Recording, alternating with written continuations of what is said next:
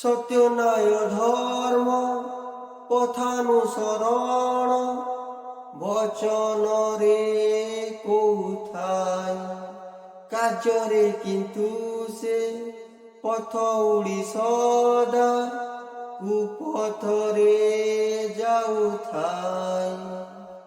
নমস্কার, ମୋ ଟୁକୁ ଭାଇ ଆଜିର ଅନୁଚିନ୍ତା। ଜୀବନରେ ଖୁସିରେ ରହିବା ପାଇଁ ଦୁଇଟି ଶକ୍ତି ନିହାତି ଜରୁରୀ। ପ୍ରଥମର ସହନ ଶକ୍ତି ଓ ଦ୍ୱିତୀୟରେ ବୁଝିବାର ଶକ୍ତି।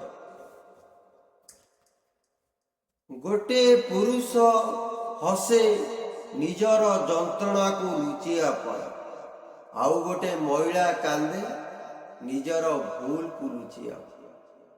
ସଂସ୍କୃତିରୁ ସଂସ୍କାର ଆସିଥାଏ, ଆଉ ସଂସ୍କାରରୁ ସଭ୍ୟ ସମାଜ ଗଠନ ହୋଇଥାଏ।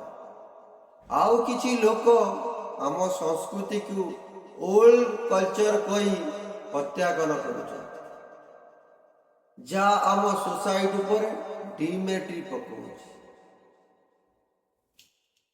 ଜୟ ଜଗନ୍ନାଥ। ଦର୍ଶକ ବନ୍ଧୁ, ଆଜିର ଭିଡ଼ିଓଟି ଯଦି ଆପଣଙ୍କୁ ଭଲ ଲାଗିଲା ଦୟାକରି ଲାଇକ୍, ସବସ୍କ୍ରାଇବ୍, ସେୟାର କରିବାକୁ ଭୁଲିବେନି। ରହିଲି।